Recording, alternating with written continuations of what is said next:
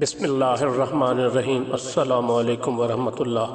ناظرین گرامی، رسول پاک صلی اللہ علیہ وآلہ وسلم کے مؤذن حضرت بلال رضی اللہ تعالیٰ عنہ کا شمار آپ کے ان صحابہ کرام میں ہوتا ہے جن کو آپ سے اپنے ماں باپ، بہن بھائیوں اور اولاد سے بڑھ کر محبت تھی، اور جو ہر وقت آپ صلی اللہ علیہ وآلہ وسلم پر اپنی جان قربان کرنے کے لیے تیار رہتے تھے۔ وہ رسول پاک صلی اللہ علیہ وآلہ وسلم کے سامنے تو ہمیشہ ہر نماز کے لیے اذان دیتے رہے، لیکن جب حضور صلی اللہ علیہ وآلہ وسلم کو اللہ تعالیٰ نے اپنے پاس بلا لیا تو حضرت بلال رضی اللہ تعالیٰ عنہ نے اذان دینا چھوڑ دیا اور اعلان کر دیا کہ میں رسول اللہ صلی اللہ علیہ وسلم کے بعد کسی کے لیے اذان نہ دوں گا۔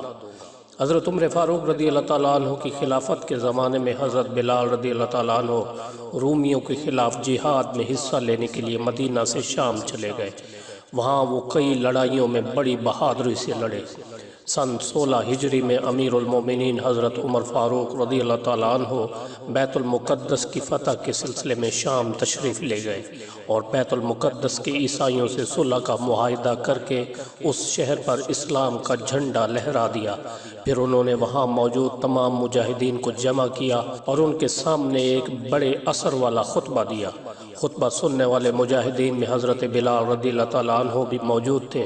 خطبہ ختم ہوا تو حضرت عمر رضی اللہ تعالیٰ عنہ نے حضرت بلال سے مخاطب ہو کر فرمایا، اے ہمارے سردار بلال، آج اسلام کے قبلہ اول پر توحید کا پرچم لہرایا ہے۔ اس مبارک موقع پر آپ اذان دیں اور ہم سب آپ کے شکر گزار ہوں گے۔ حضرت بلال رضی اللہ تعالیٰ عنہ نے عرض کیا، امیر المومنین، میں عہد کر چکا ہوں کہ رسول اللہ صلی اللہ علیہ وسلم کے بعد کسی کے لیے اذان نہ دوں گا، لیکن آج آپ کے ارشاد کی تعمیل میں اذان دیتا ہوں۔ یہ کہہ کر اذان کے لیے کھڑے ہو گئے۔ جب ان کے منہ سے اللہ اکبر کے الفاظ نکلے تو لشکر میں موجود تمام صحابہ کرام کو رسول پاک صلی اللہ علیہ وآلہ وسلم کا مبارک زمانہ یاد آ گیا اور ان کے دل زور زور سے دھڑکنے لگے۔ جب حضرت بلال رضی اللہ تعالیٰ عنہ اشہد ان محمد الرسول اللہ پر پہنچے تو صحابہ کرام روتے روتے نڈھال ہو گئے۔ حضرت عمر فاروق رضی اللہ تعالیٰ عنہ کو تو رسول اللہ صلی اللہ علیہ وسلم کی یاد نے تڑپا دیا، اس قدر روئے کہ ہچکی بند گئی۔ حضرت بلال رضی اللہ تعالیٰ عنہ اذان سے فارغ ہوئے تو بڑی دیر کے بعد ان اصحاب کو قرار آیا۔ ملک شام کی فتح کے بعد حضرت بلال رضی اللہ تعالیٰ عنہ نے وہیں کے ایک گاؤں خولان میں سکونت اختیار کر لی۔ ایک رات کو انہوں نے خواب میں دیکھا کہ رسول اللہ صلی اللہ علیہ وآلہ وسلم ان کے پاس تشریف لائے ہیں اور فرما رہے ہیں، اے بلال، کیا ابھی وقت نہیں آیا کہ تم مجھ سے ملنے کے لیے آؤ؟ اس خواب نے حضرت بلال رضی اللہ تعالیٰ عنہ کے دل اور دماغ کو جھنجھوڑ ڈالا۔ بے تاب ہو کر مدینہ منورہ کی طرف چل پڑے۔ چند دن کے سفر کے بعد وہاں پہنچے تو سب سے پہلے رسول اکرم صلی اللہ علیہ وآلہ وسلم کے روضہ مبارک پر پہنچے اور اس درد سے روئے کہ دیکھنے والوں کو بھی رونا آ گیا۔ اس موقع پر حضرت حسن اور حضرت حسین رضی اللہ تعالیٰ عنہما بھی وہاں آ گئے۔ اپنے آقا صلی اللہ علیہ وآلہ وسلم کے پیارے نواسوں کو دیکھا تو ان کو سینے سے لگا کر بار بار ان کا منہ اور سر چومنے لگے۔ اس موقع پر ان دونوں شہزادوں نے فرمایا کہ بابا بلال، ہمارا جی چاہتا ہے کہ کل فجر کی نماز کے لیے آپ اذان دیں۔ اپنے محبوب صلی اللہ علیہ وآلہ وسلم کے جگر گوشے کسی بات کی خواہش کرے اور حضرت بلال اسے پوری نہ کرے، یہ ممکن ہی نہیں تھا۔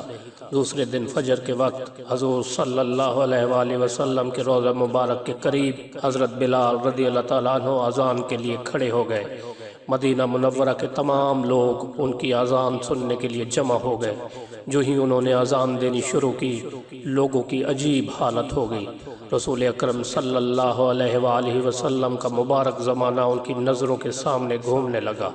جب حضرت بلال رضی اللہ تعالیٰ عنہ نے روضہ مبارک کی طرف انگلی کا اشارہ کر کے اشہد ان محمد الرسول اللہ کہا تو پردہ دار خواتین بھی بے تاب ہو کر گھروں سے باہر نکل آئیں۔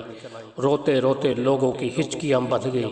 ایسا معلوم ہوتا تھا کہ رسول اللہ صلی اللہ علیہ وآلہ وسلم آج ہی اس دنیا سے رخصت ہوئے ہیں۔ کہا جاتا ہے کہ رسول اکرم صلی اللہ علیہ وآلہ وسلم کی وفات کے بعد مدینہ منورہ میں ایسا درد بھرا منظر اس سے پہلے کبھی دیکھنے میں نہ آیا تھا۔ اس واقعے کے بعد حضرت بلال رضی اللہ تعالیٰ عنہ ٹوٹے ہوئے دل کے ساتھ واپس شام چلے گئے اور وہیں 20 ہجری میں وفات پائی۔ حضرت امیر المومنین عمر فاروق رضی اللہ تعالیٰ عنہ نے ان کی وفات کی خبر سنی تو وہ روتے روتے نڈھال ہو گئے، بار بار فرماتے تھے کہ ہمارا سردار بلال بھی ہمیں جدائی کا داغ دے گیا۔